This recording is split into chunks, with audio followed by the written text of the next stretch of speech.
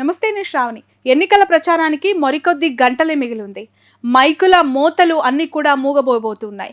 కొన్ని గంటల్లో జరగబోతున్న 2024 ఆంధ్రప్రదేశ్ ఎన్నికల సమరానికి సంబంధించి ఒకవైపు ఉత్కంఠ, మరోవైపు పార్టీలన్నీ కూడా పోలింగ్ ఏర్పాట్లు, అలాగే బూతుల దగ్గర తీసుకోవాల్సిన జాగ్రత్తలు, ఆ చర్యల్లో నిమగ్నమైపోతున్నాయి. అయితే చివరిగా కొన్ని గంటల ముందు వచ్చిన ఎలక్షన్ సర్వేస్ కొంత క్యూరియస్ని కలిగిస్తూ ఉన్నాయి. అందులో దాదాపు 3 దఫాలుగా ఇస్తున్న రేజ్ సర్వే సంస్థ ఒక సంచలన రిపోర్ట్ బయటికి రిలీజ్ చేయడం జరిగింది. ఇక్కడ నేను ఒకసారి చూపించే ప్రయత్నం చేద్దాం.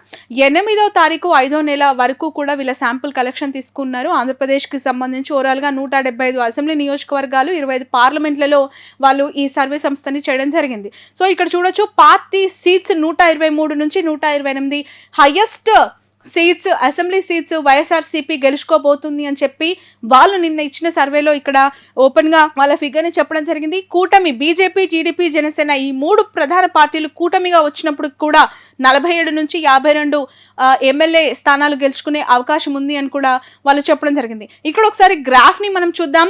ముఖ్యమంత్రి జగన్మోహన్ రెడ్డి పనితీరుపై మీ అభిప్రాయం తెలపండి. వచ్చే ఎన్నికల్లో ముఖ్యమంత్రిగా ఎవరైతే బాగుంటుంది అని అనుకుంటున్నారు?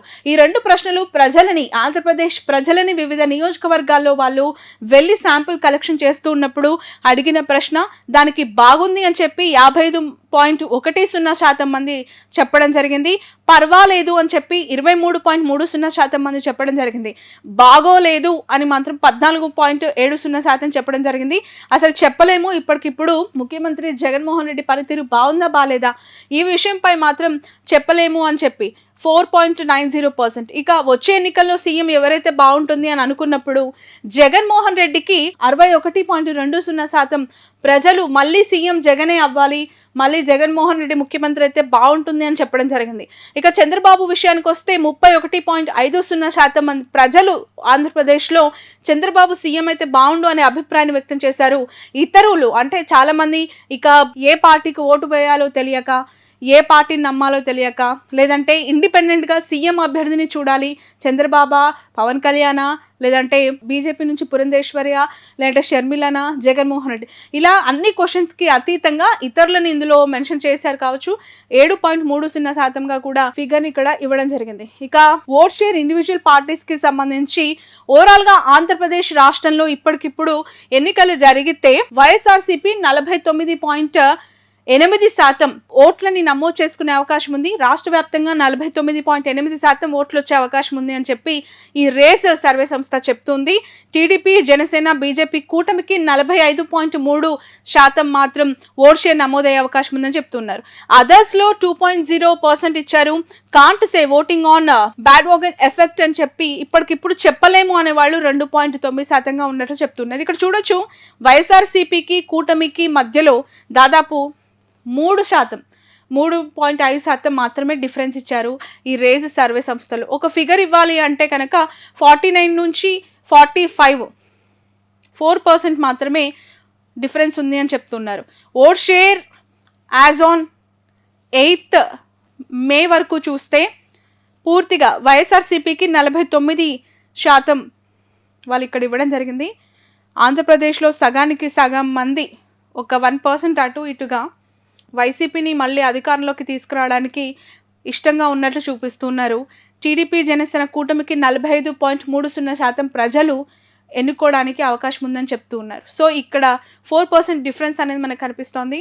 2% అదర్స్లో ఉన్నారు. ఇప్పటికిప్పుడు చెప్పలేము అనేవాళ్ళు 2.90%లో ఉన్నారు. ఇక పార్లమెంట్ వైజ్గా సీట్ షేర్ ఒకసారి మనం చూడొచ్చు. శ్రీకాకుళంలో 7 నియోజకవర్గాల్లో వైసీపీ 5 గెలుస్తుందని చెప్తూ ఉన్నారు. విజయనగరంలో 7 సీట్లకు 6 YCP, TDP, Janasena, BJP alliance 1 అని చెప్తూ ఉన్నారు. విశాఖపట్నంలో 7 అసెంబ్లీ నియోజకవర్గాలకు గాను 4 వైసీపీ, 3 కూటమికి ఇస్తూ ఉన్నారు. అనకాపల్లి వెరీ ఇంట్రెస్టింగ్ ఇక్కడ మనకు కనిపిస్తోంది. వెరీ టఫ్ ఫైట్ ఉంది అలయన్స్కి. అలాగే అక్కడున్న టీడీపీ, జనసేన, కమ్మ, కాపు, అలాగే రాజులు, ఇవన్నీ వెలమ సామాజిక వర్గం కూడా ఉంది. చాలా మెజారిటీ ఆఫ్ ద సామాజిక వర్గాలు అక్కడ ఇన్ఫ్లుయెన్స్ చేస్తూ ఉంటాయి. చాలా డామినేటింగ్ ఎంపీ కాన్స్టిట్యున్సీ అని కూడా మనం చెప్తూ ఉంటాం. అలాంటి చోట 3 వైసీపీకి ఇచ్చారు, కూటమికి 4 ఇచ్చారు. అరకులో వైసీపీకి 7, టీడీపీ కూటమికి 0 ఇచ్చారు. అంటే అరకు పార్లమెంట్లో ఏడుకు 7 గంపగుత్తగా వైఎస్ఆర్సీపీ క్లీన్ స్వీప్ చేయబోతూ ఉన్నట్లుగా కూడా రేజ్ సర్వే సంస్థ చెప్తుంది. కాకినాడలో వైసీపీకి 3 ఇస్తే కూటమికి 4 ఇచ్చారు. అమలాపురంలో వైసీపీకి 3 ఇస్తే కూటమికి 4. రాజమండ్రిలో కూడా 7కు గాను 6 వైసీపీకి ఇచ్చారు, 1 మాత్రమే కూటమికి ఇచ్చారు. రాజమండ్రి కూడా వైసీపీ క్లీన్ స్వీప్ చేసే దిశగా కూడా ఉందని చెప్పి రేజ్ చెప్తోంది. నర్సాపురం విషయానికి వస్తే 4 వైసీపీకి ఇచ్చారు, 3 కూటమికి ఇచ్చారు. ఏలూరు విషయానికి వస్తే 7కు 7 ఏలూరు పార్లమెంట్లో వైసీపీ క్లీన్ స్వీప్ చేయబోతుంది అని కూడా చెప్తున్నారు. మచిలీపట్నంలో 5 వైసీపీకి ఇస్తే 2 కూటమికి ఇచ్చారు. విజయవాడలో 6 వైసీపీకి ఇస్తే 1 కూటమికి ఇచ్చారు. గుంటూరులో 3 వైసీపీకి ఇస్తే 4 మాత్రం కూటమికి. అలాగే నర్సరావుపేట 4 వైసీపీకి 3 కూటమికి. బాపట్లలో 4 వైసీపీకి 3 కూటమికి. ఒంగోలు 7కు 7 వైఎస్ఆర్సీపీ క్లీన్ స్వీప్ చేయబోతున్నట్లుగా రేజ్ సర్వే సంస్థ చెప్తుంది. ఒంగోలు మనందరికీ తెలుసు, అక్కడ బాలినేని నియోజకవర్గం, అది బాలినేని శ్రీనివాస్ రెడ్డి, ఇప్పుడు చెవిరెడ్డి భాస్కర్ రెడ్డి అక్కడ బరిలోకి దిగారు. ఇక నెల్లూరు విషయానికి వద్దాం. 7 సీట్లకు గాను 5 వైసీపీ గెలుస్తుంది అంటున్నారు రేజ్, అలాగే 2 కూటమికి ఇస్తూ ఉన్నారు. తిరుపతిలో 6 వైసీపీ గెలిస్తే 1 కూటమి గెలుస్తుందని చెప్తూ ఉన్నారు. ఇక చిత్తూరు 6 వైసీపీ గెలిస్తే 1 కూటమి అంటున్నారు. రాజంపేటలో 7కు 7 సీట్లు పూర్తిగా క్లీన్ స్వీప్ చేసే అవకాశం ఉంది వైఎస్ఆర్సీపీ. ఇంకా 1 సీటు కూడా రాజంపేట పార్లమెంటు సెగ్మెంట్లో టీడీపీ జనసేన కూటమికి ఛాన్స్ లేదని చెప్పి రేజ్ సర్వే సంస్థ చెప్తుంది. ఇక కడప విషయానికి వద్దాం. కడపలో రేజ్ సర్వే సంస్థ 6 వైసీపీకి ఇచ్చింది, 1 మాత్రం టీడీపీకి ఇచ్చింది. అసలు కడప అంటే వైఎస్ఆర్సీపీ అంటే కడప జగన్మోహన్ రెడ్డికి ఒక బలమైన నియోజకవర్గం కడప పార్లమెంట్. అలాంటి పార్లమెంట్లో 1 నియోజకవర్గం కూటమికి వస్తుంది అనేది చాలా ఇంట్రెస్టింగ్గా కనిపిస్తోంది. Let's wait and see. ఎందుకు అంటే కడప టార్గెట్గా జగన్మోహన్ రెడ్డి ఈసారి అనేక డెవలప్మెంట్స్ చేశారు. అక్కడ 7 అసెంబ్లీ నియోజకవర్గాల్లో పూర్తిగా 7కి 7 తను వాళ్ళ అకౌంట్లో వేసుకోవాలని కూడా చాలా డెవలప్మెంట్స్ చేశారు. సో ఇక్కడ 1 మాత్రం టఫ్ ఉంది. అది మేబీ మైదుకూరు అవ్వచ్చు, ప్రొద్దుటూరు అవ్వచ్చు, ఇంకా ఏదైనా ఉండొచ్చు. 1 మాత్రం వాళ్ళు ఇక్కడ ఫిగర్ అవుట్ చేశారు. ఇక కర్నూలులో 7కు గాను 5 వైసీపీకి 2 కూటమికి. నంద్యాల 5 వైసీపీకి 2 కూటమికి. హిందూపూర్ 5 వైసీపీకి 2 కూటమికి. అనంతపూర్ విషయానికి వద్దాం. ఇక్కడ కూడా 7 నియోజకవర్గాల్లో 6 వైసీపీ గెలుస్తుందంటున్నారు, 1 జనసేన టీడీపీ బీజేపీ కూటమికి అవకాశం ఉందంటున్నారు. ఓవరాల్గా 175 అసెంబ్లీ సీట్లలో 128 వైసీపీకి, 47 కూటమికి వస్తుంది అని చెప్పి ఇక్కడ వాళ్ళు చెప్తూ ఉన్నారు. Assembly wise winnowing parties for upcoming elections 2024. So శ్రీకాకుళంలో ఏ పార్టీ, అక్కడ అభ్యర్థి ఎవరు, అక్కడున్న టాప్ క్యాస్ట్లు అంటే వాళ్ళ సామాజిక వర్గాలు. ఈ రేజ్ సర్వే సంస్థ ఒక డిఫరెంట్ ఆఫ్ శాంపుల్ కలెక్షన్ చేస్తూ ఉంటుంది. గతంలో కూడా మనం ఇదే మాటని ప్రస్తావించాము. అనేక సర్వే సంస్థలు వెళ్తాయి గ్రౌండ్లో, వాళ్ళు అనుకున్న క్వశ్చనర్ని చాలా డిఫరెంట్గా శాంపుల్ కలెక్షన్ చేస్తూ ఉంటాయి. కొంతమంది ఫోన్లు, కొంతమంది ఎస్ఎంఎస్లు, కొంతమంది డైరెక్ట్ 1-on-1 వెళ్ళి శాంపుల్ కలెక్షన్ చేస్తూ ఉంటారు. కానీ రేజ్ ఈజ్ వెరీ డిఫరెంట్. ఆ రేజ్ సర్వే సంస్థ క్యాస్ట్లకు అతీతంగా, కులాలు, సామాజిక వర్గాలకు అతీతంగా వాళ్ళ శాంపుల్ కలెక్షన్ ఉంటూ ఉంది. అఫ్కోర్స్ ఇక్కడ ఒక చిన్న ఎగ్జాంపుల్ చెప్పొచ్చు. ఇచ్చాపురం, పలాస ఈ 2 నియోజకవర్గాల్లో వైఎస్ఆర్సీపీ వస్తుంది అధికారంలోకి అని చెప్పి ఆయన తన సర్వేలో రిజల్ట్ ఇచ్చారు. అక్కడున్న పెద్ద కులాలేంటి, పెద్ద సామాజిక వర్గాలు, డామినేటింగ్ క్యాస్ట్లు ఏంటి అనేది రెడ్డిక, యాదవ, అగ్నికుల క్షత్రియ, కళింగ, వడబలిజ, పల్లి యాదవ, వడబలిజ, కళింగ, సవరాస్, కొప్పు సవరాస్. సో ఈ 5 సామాజిక వర్గాల యొక్క డామినేషన్ ఈ ఏరియాలో ఎక్కువగా ఉంటుంది. ఆ సామాజిక వర్గాలకి సంబంధించిన వాళ్ళ ఓట్ షేర్ ఇన్ఫ్లుయెన్స్ చేస్తుంది. కాబట్టి ఈ 2 సీట్లు గెలవడంలో ఈ క్యాస్ట్ల యొక్క ఇంపాక్ట్ ఎక్కువగా ఉంటుంది అని చెప్తున్నారు. వేరాజ్ టెక్కలి మనందరికీ తెలుసు, అచ్చెన్నాయుడు కంచుకోట, అచ్చెన్నాయుడు ఎప్పుడు కూడా అక్కడ గెలుస్తూ ఉన్నారు. అక్కడ ఆయన క్లియర్ కట్గా గెలుస్తారు అని చెప్పి రేసి చెప్తోంది.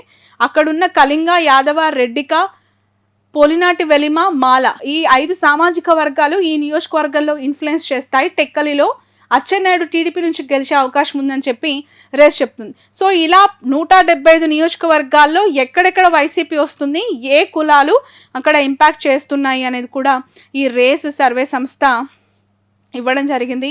Very interesting factor. జనసేన బోని కొట్టబోతోంది. జనసేన ఇక్కడ ఈ 2024లో అనకాపల్లి నుంచి తన విజయాన్ని నమోదు చేసుకునే అవకాశం ఉంది. మొదటగా అనకాపల్లి, అక్కడ మనం చూస్తే కాపు, గవర, యాదవ, తూర్పు కాపు, మాల ఈ 5 సామాజిక వర్గాల యొక్క డామినేషన్ ఎక్కువగా ఉంటుందని చెప్తున్నారు. అనకాపల్లిలో జనసేన వస్తోంది, పెందుర్తిలో జనసేన వచ్చే అవకాశం ఉంది, ఎలమంచలిలో కూడా జనసేన. ఈ 3 అసెంబ్లీ సెగ్మెంట్స్ జనసేన తన ఖాతాలో వేసుకునే అవకాశం ఉందన్నారు. పిఠాపురం, కాకినాడ రూరల్లో కూడా ఈ జనసేన ప్రభావం ఉంటుంది, అక్కడే వాళ్ళు గెలవబోతున్నారని కూడా చెప్తున్నారు. రాజోల్లో కూడా జనసేన పార్టీ అసెంబ్లీలో అడుగు పెట్టబోతోంది. జనసేన తరపున క్యాండిడేట్ వరప్రసాద్ గెలిచే అవకాశం ఉంది అని కూడా రేజ్ సర్వే సంస్థ చెప్తుంది. ఇలా నరసాపురం కూడా జనసేన పార్టీ గెలుస్తుంది అని చెప్తూ ఉన్నారు. అలాగే తాడేపల్లిగూడెంలో కూడా జనసేన వస్తుంది అని కూడా చెప్తున్నారు. ఇలా దాదాపు 175 నియోజకవర్గాల్లో టీడీపీ, జనసేన, వైసీపీ ఇవన్నీ నియోజకవర్గాలు. ఇక్కడ మనకు కనిపిస్తుంది మంగళగిరిలో స్మాల్ ఎడ్జ్ టీడీపీకే ఉంది. ఖచ్చితంగా లోకేష్ గెలిచే అవకాశం మనకి కనిపిస్తోంది. మంగళగిరి చాలా టఫెస్ట్ కాన్స్టిట్యున్సీ. రాష్ట్ర వ్యాప్తంగా కూడా నారా లోకేష్ ఎక్కడ ప్రచారానికి వెళ్ళట్లేదు. ఎవరి తరపున పోటీలో ఉన్న వాళ్ళకి వెళ్ళి తన మద్దతు కోరట్లేదు. ఓన్లీ మంగళగిరికే ఆయన కన్ఫైన్ అయ్యారు, పార్టీనంతా కూడా వదిలేసి. కేవలం బాబు, పవన్ కళ్యాణ్ పొత్తులో ఉన్నందుకు ఈ ఇద్దరు రాష్ట్ర వ్యాప్తంగా ప్రచారం చేస్తున్నారు. కానీ మంగళగిరిలో లోకేష్ మాత్రం ఇంటింటికి కూడా డోర్ టు డోర్ క్యాంపెయిన్ చేస్తూ నారా బ్రహ్మని, లోకేష్ ఇద్దరు కూడా కలిసికట్టుగా మంగళగిరిలో గెలవాలి, మంగళగిరిను ఆ సీటును కైవసం చేసుకోవాలి అనే ఉద్దేశంతో చాలా స్పెషల్ ఫోకస్ పెట్టారు. దాని రిజల్ట్ ఇక్కడ కనిపిస్తోంది. మంగళగిరిలో లోకేష్ గెలిచే అవకాశం ఉందని. సో ఇలా 175 నియోజకవర్గాలకి సంబంధించి రేజ్ సర్వే సంస్థ ఇచ్చిన report.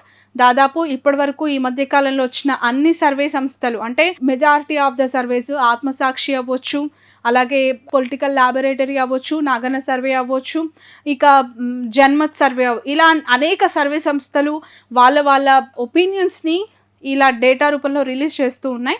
But rage is the highest figure to give YSRCP. 123 సీట్లు వస్తాయని చెప్పి రేజ్ చెప్తుంది. చూద్దాం, మరికొన్ని గంటల్లో పోలింగ్ జరగబోతోంది, మరికొన్ని రోజుల్లో రిజల్ట్ రాబోతోంది. ఎవరు ఏ పార్టీకి ఓటు వేయబోతూ ఉన్నారు, ఏ నాయకుడిని సీఎంగా చూడబోతున్నారు.